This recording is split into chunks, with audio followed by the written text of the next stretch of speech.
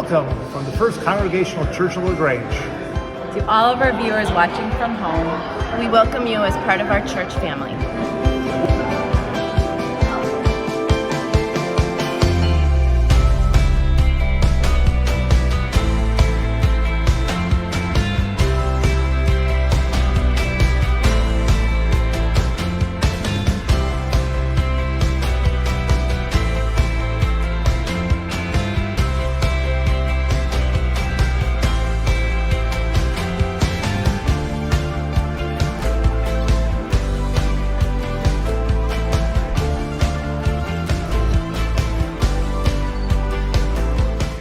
Welcome to all our viewers from home to First Congregational Church of LaGrange.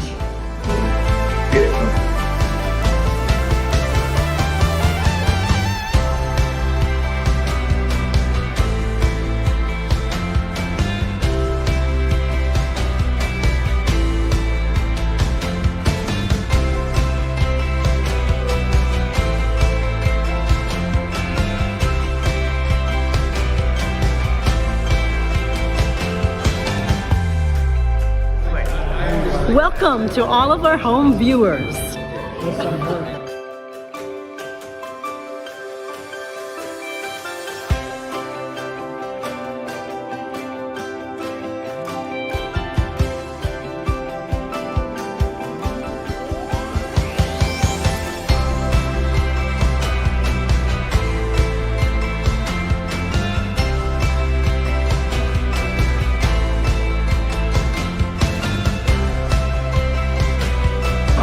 To our viewers worshiping at home, welcome.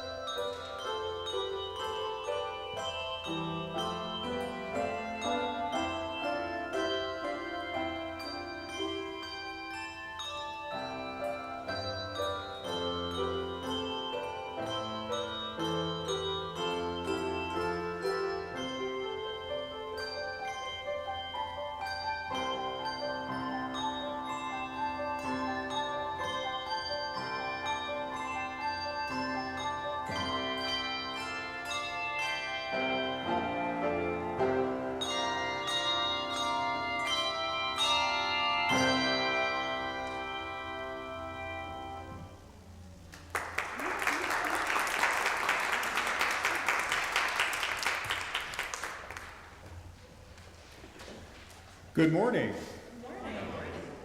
Welcome to FCCLG. My name is Jerry Palmer, and I'm a member of this growing Journey community. We welcome all of you to our service, especially those of you who are searching for a spiritual home. Many of us were once too seeking for something larger than ourselves to which we could belong, a sense of rootedness to hold us as we create meaning together. We do that well here, though not perfectly. In this congregation, we strive not for perfection, but for authenticity and connection. Whether it's your first time in worship with us or your 100th time, we hope that you'll find here questions that stretch you, people to befriend you, and liberal religious values that challenge you to join us in loving boldly, living justly, and welcoming radically. Before we get started, please let us know who you are and where you are. If you are joining us online, drop us a note in the comments section at the bottom of the screen, or send an email to info@fcclg.org. For those here in the sanctuary, please use the blue pads at the end of each row. We don't sell or share your information, and we don't send out spam. We just like to keep in touch. Please rise now as you are able and join me in the gathering words. Let us see a wonder, a vision never seen. Do we dare to journey? Yes, God is there. Let us start a journey close to God's hill. Let us tell the world that God will now fulfill. Do we dare to journey? Yes, for God is there. Let us start a journey to worship in this place. Let us seek our God and meet God face to face. Do we dare to journey? Yes, for God is there. Now please join me in the gathering prayer.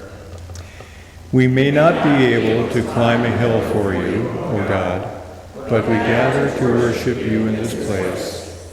We may never see you transfigured in glory in our presence, but we witness to your transforming power in our living. We may not have the words to explain all that you are, but we have hearts that want to worship all that you are. Enable us to meet you in your glory around us, that we may worship you in truth and love. Jesus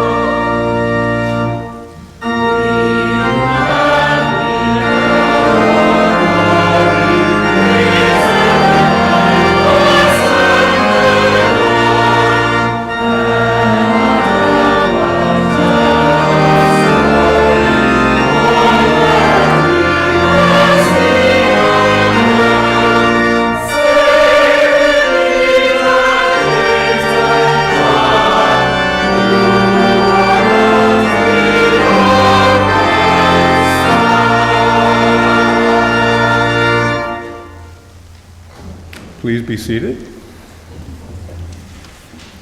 Our scripture lesson comes to us today from the book of Matthew 17, verses 1 through 9. 6 days later, Jesus took with him Peter and James and his brother John and led them up a high mountain by themselves. And he was transfigured before them, and his face shone like the sun, and his clothes became bright as light. Suddenly there appeared to them Moses and Elijah talking with him. Then Peter said to Jesus, "Lord, it is good for us to be here. If you wish, I will set up 3 tents here, one for you, one for Moses, and one for Elijah." While he was still speaking, suddenly a bright cloud overshadowed them, and a voice from the cloud said, "This is my Son, the beloved. With him I am well pleased. Listen to him." When the disciples heard this, they fell to the ground and were overcome by fear. But Jesus came and touched them, saying, "Get up and do not be afraid." And when they raised their eyes, they saw no one except Jesus himself alone. As they were coming down the mountain, Jesus ordered them, "Tell no one about this vision until after the Son of Man has been raised from the dead."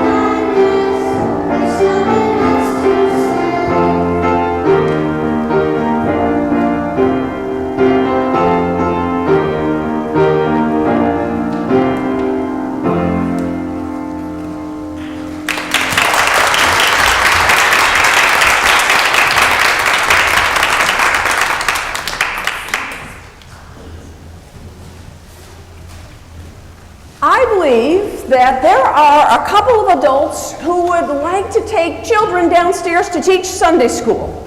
If your children would like to, and it's okay with you to go downstairs for Sunday school, Mike Reese is here, Amanda is downstairs, and I assure you that all of our volunteers have been Safe Church trained and background checks and all of that, so your children are safe. Speaking of children, I have a strange bag in my hand. Anyone want to guess what this is? It's books. It's not books. Anyone else want to guess what it is? Jean, do you know what it is? It's the Lenten Faith Formation bags. That's right. And you know what? We only have 14 left. And one of them belonged to, Jean and her family, because Jean decided she wanted to try teaching faith at home. If you would like one of these kits, they are for all ages. We only made a few. Each week, starting with Ash Wednesday, they have a brown paper bag lesson. And there's something for every age in each bag. Now again, this is a trial balloon because this is not something, we've never done it this way before. But with the pandemic, we found that people prefer to try to teach Sunday school at home and do faith formation with everyone at once. And so, I encourage you to give it a try. There's material in there and things to do. I promise there is no glitter in any of those because we all know that glitter, well, I'm not going to say what glitter is, of the craft world. It's not appropriate for church, right, Deb? This morning is Ask the Question Sunday, and so in your bulletin you found a small piece of paper upon which you may write whatever question you would like to ask about the church, about worship, about the Bible, about what's happening and how that relates to our faith. Lawrence Bain in the back has that basket, and I'm going to give you a couple of minutes to write a question down, because when I came down here, the only questions in there were the ones submitted from online. And so I encourage you to write out a question. In the meantime, there was one question, and I remember what it was that was posted online, and I'm going to start with that, and Ryan, you'll be my timekeeper, right? Okay. How much time did you not plan for music?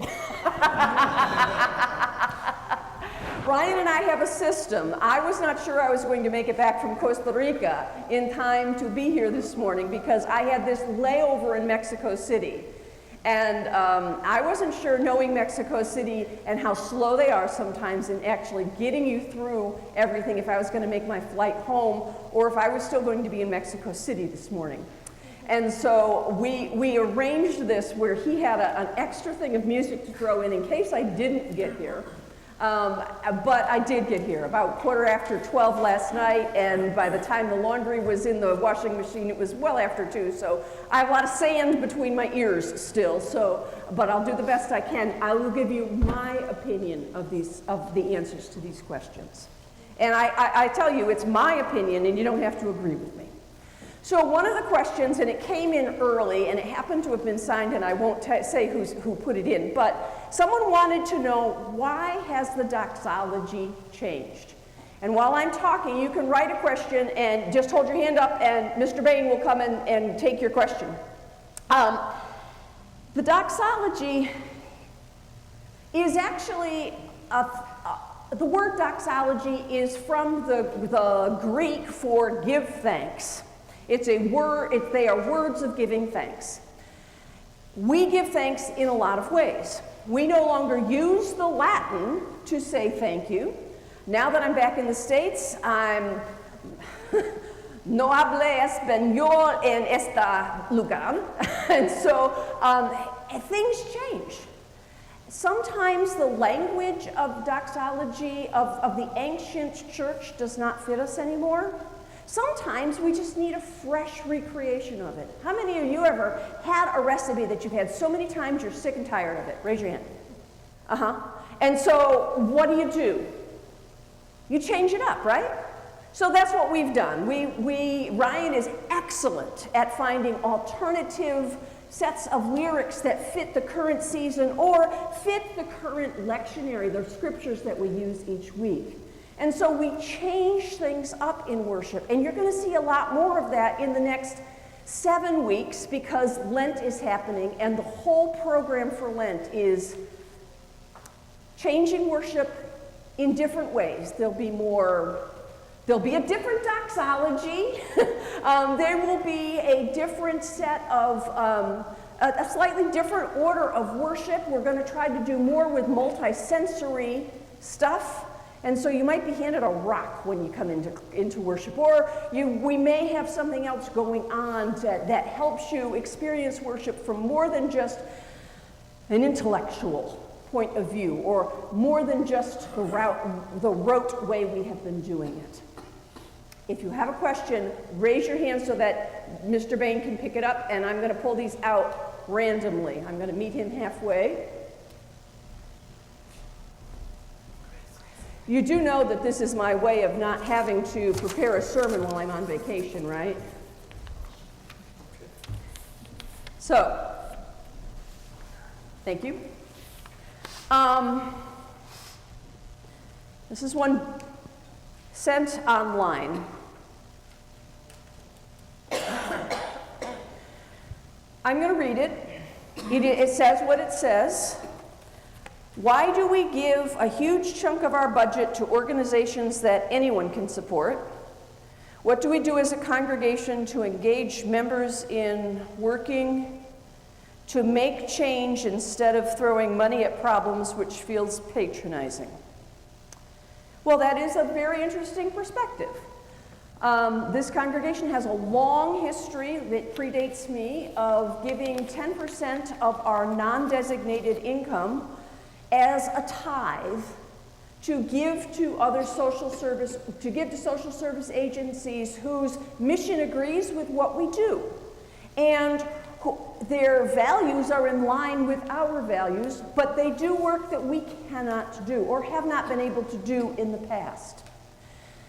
But like doxologies change, so do ways of doing mission change.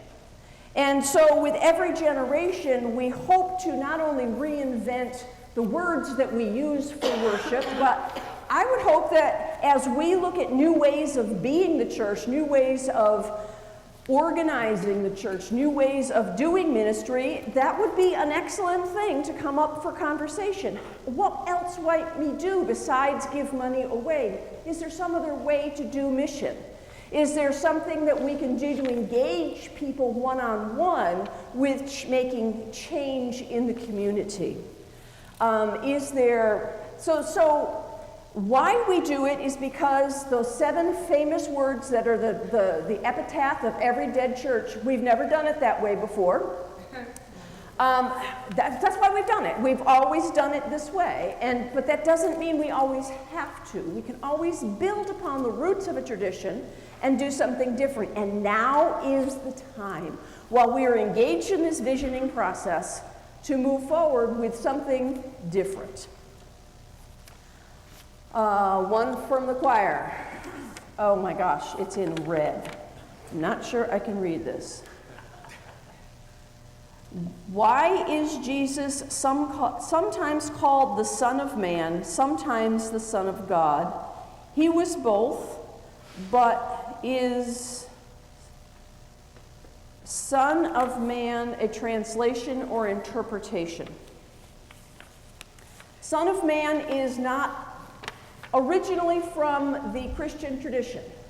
The term Son of Man is actually from the Greek, ancient Greek, and prior to that the Mesopotamian traditions, and possibly from the Egyptian translations. Thanks for asking this question, by the way, because I happen to have written a 9-page paper on this in graduate school. So don't start the clock. I'm going to give the very short version of this, okay? So we, like so much of what happens in the Christian faith, we appropriated this term, both Son of Man and Son of God, from previous concepts that were in other cultures, in other religions. The whole concept of being the Son of God and the whole concept of being the Son of all of humanity, which is what Son of Man means, comes from an ancient idea that there's somebody to be held up higher than everyone else, higher than every other human. And I would encourage us to think about how appropriate that might be or might not be for today. So this whole concept was that the Son of Man was holier than everyone else, was the representative of all things human, was the representative of all things great of God, was the representative of all of creation. Is that still an appropriate concept of who God is for us? If you'd like an interesting study of that, plug. Jesus and John Wayne is a book study that's coming up that actually deals with this type of question. And you are welcome to participate by Zoom, whether you are online or you are here. It's all Zoom, so we're all made equal. And it will be a very interesting discussion. But Son of Man and Son of God are not translations. Well, they are translations, but they are not interpretations. They are actual terms that come from an ancient, someone else's ancient faith. I'm going to throw the other choir one into the basket with the rest of them, and I'm going to take, whoa, this one looks like it came from someone. This one I already answered. It came from the web. Should culture be considered when interpreting the Bible? If yes, how is this done? Absolutely. Not only the culture in which the words were written, but also the culture in which we live. What are the parallels? How is it different? The Bible is text that has come down to us from many generations. It was developed over many generations, millennia actually. The Old Testament texts, some of them are so old that we know that they didn't originate with people of Jewish faith. They originated in Babylonia and they originated in Egypt. And that, some of the texts are so exactly identical. The book of Job is taken directly out of the ancient books of Mesopotamia. The book of Ruth is very similar in many ways to some of the writings in what became Islam. And so we know that all of these books came from different culture. So when we look at the culture in which this happened, we need to examine what happened in that culture that made this story compelling, that made this narrative mean something. Why did they feel this narrative was important to relate something about humanity's relationship with God? And so, for example, if you open the Bible to the first pages, Genesis 1, Genesis 2, there are two completely different stories of how the world came into being. One is taken almost verbatim from the ancient myths of Persia, and the other one is almost verbatim from the Egyptian. I mean, they are not original Christian texts. They were originally Jewish texts. And when you look at the difference between them, you see a different order of how things were created, and then you also see a different emphasis upon how things were responded to in creation. So in one story, humanity, Adam, is responsible for naming all of the critters. And in the other, there's nothing mentioned about it. Why is that different? Why is that important? Because it had something to do with what came later from the same influence about humanity being the stewards of the earth. Not the dominion of the earth, but the stewards. The other story talks about us being the dominion of the earth. So which is it? See, context. It's always important. Today, which of those stories reflects our values? How do we read that story in light of global warming, in light of climate change? How do we read those stories in terms of the disparity between how some groups of people are treated versus how others are treated? What does that mean in our context? So we need to find the very nut or core of what the scripture means and see how that applies to us today. Does that make sense? I could probably teach a course on that just as easily. This is the same red pen that wrote the last one. Okay.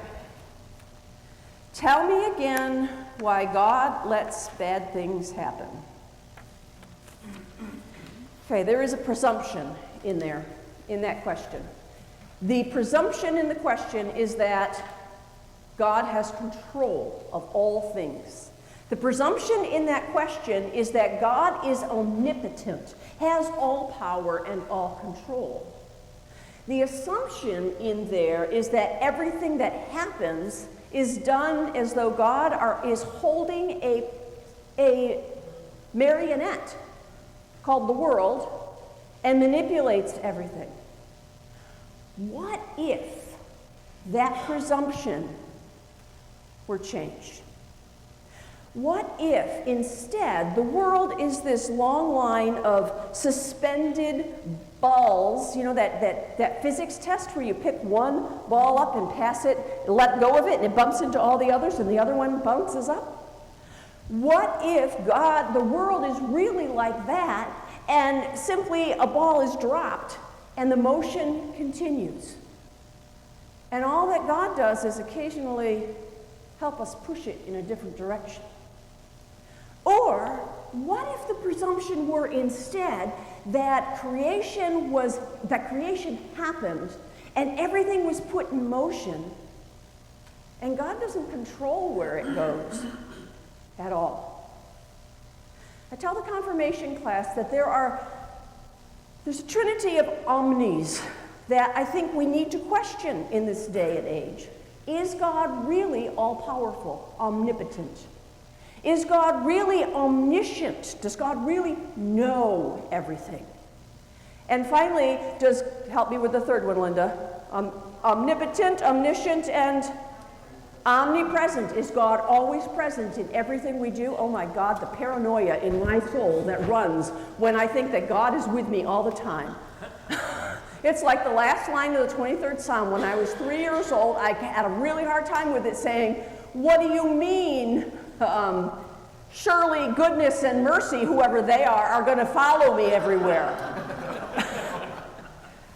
Do we need to reconsider whether, first of all, those three concepts are not biblical? They are not biblical. They came out of Augustine. They are not found in the Bible. There are bits and hints of it, but those are the very things that Augustine used to promote them. So, why does God let bad things happen? I think the question needs to be turned around. Why do we allow bad things to happen? Why do we respond to bad things in a certain way? How can we use what's happening in the world to either turn it around into something better or use it as a point of growth or use it as a learning point? So I didn't answer your question. Did you notice that? I should be a politician. Came right around the other way. One more. Oh, this is an easy one. How many people watch church online, and how do we interact with others who watch online? How do we count how many people watch online? Statistically, we don't know for sure, but we know that we can count the number of IP addresses, individual IP addresses. Those are the individual addresses of your phone or your computer or your iPad or your device that you watch on.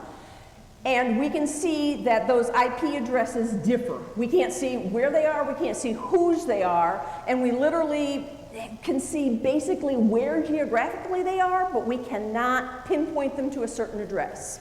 That's the beauty and the fallacy of online church. In any given week, by the end of the week, we can find that as many as 150 and sometimes as many as 350 people watch us online. I'm going to say that again. 150 to 350 people will watch this service online by next Friday. which is how we measure it. We look at how many individual IP addresses there are. And then we narrow it down and say, wait a minute, there's 350, but only 175 of them were on for more than 4 minutes. So we can say, okay, so this person literally just listened to the music. Or, oh, this IP address only paid attention to the sermon. Oh, this person only watched the announcements. I mean, we can't tell particularly what they watch, but basically by the length of time they're on, we can tell approximately what they probably watched. So we have more people watching online than we have here on Sunday morning. How do we engage them? We beg them, please, please, please write your name down and an email address so we can engage you and encourage you to participate in some of our online events. Where are these people? Everywhere from New Mexico and Colorado to Massachusetts, New York, Vermont, Ohio. Most of them, however, are right here in the greater Chicago area. Some of them we know. We know for sure who they are because they send us gifts. They send us financial gifts, again, using the QR code in the corner of their screen. Or, I mean, it sounds hokey, but we have to reinvent how we do church because we aren't the only ones participating here. And so that's that. I will come back to the questions that are in here. Watch my blog, and Stephanie will put the blog in Tuesdays. Telling Tuesday, thank you, so that I can answer some of these others because there are still about 12 questions there. If you have a burning question, ever, that you really are dying to ask, please do not hesitate. I think it's probably pretty simple.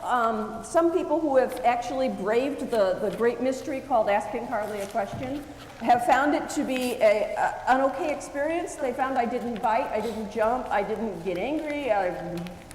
Please ask. You can always email me at carly@fcc.org. Thank y'all.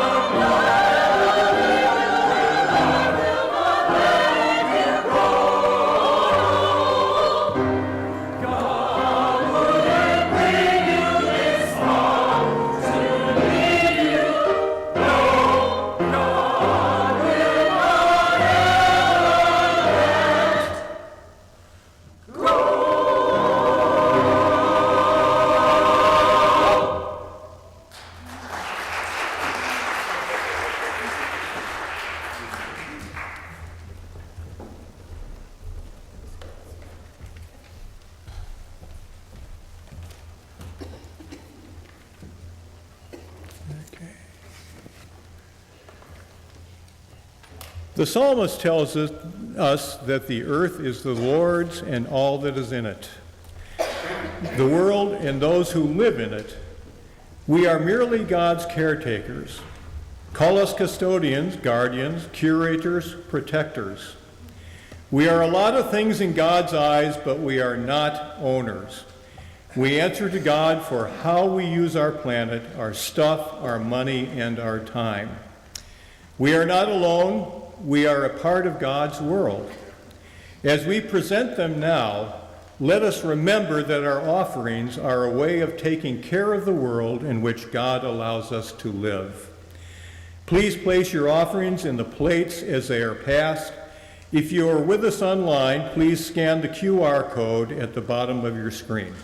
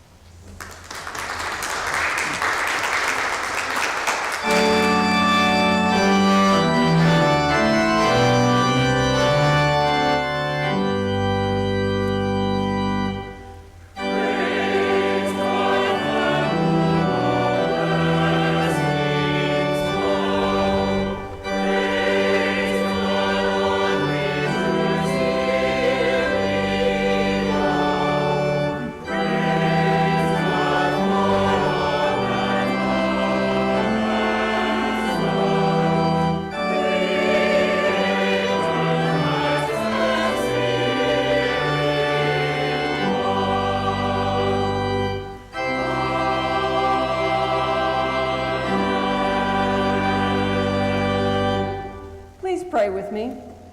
Call us out of our complacency, generous God. Open our ears to your voice, our eyes to your brilliance, and our hands and hearts to share the blessings that you have made possible for us. We dedicate these gifts and our lives to your service. Send us out to follow the Christ, the one with whom you are well pleased, and in whose name we make our prayer. Amen. Please be seated.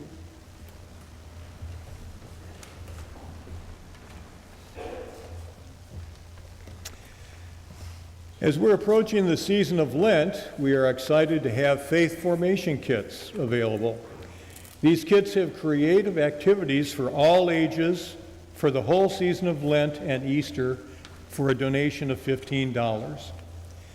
The kits will be available following worship today during coffee hour on a first-come basis and a first-served basis. Excuse me. Last Sunday, we were blessed to have Reverend Carol Ann Monroe with us as our guest preacher. Some of you requested copies of her sermon. We have copies available in the back of the church. Please see Lawrence Bain. And I invite you to see your bulletin announcements for details about 2 upcoming book series, one on the violent conspiracy and one on Jesus and John Wayne. Finally, we are taking our offering for 1 great hour of sharing through March 5th. 1 great hour of sharing supports the disaster, refugee, and development ministries of the United Church of Christ within the wider church ministries. Please write OGHS in the memo line of your check or on the envelope if giving in cash. You can also select OGHS online through the church giving page. Thank you for your generosity.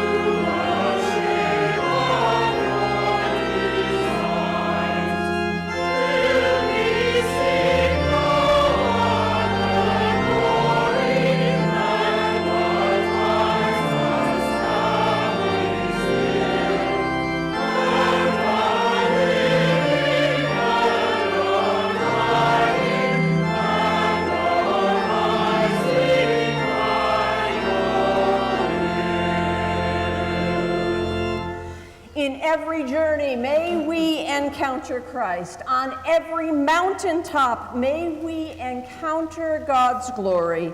In every story, may we hear a word of grace, and in every moment, may we encounter the transforming power of God. Go now in that transforming power to be transformed and to transform the world around us. Amen.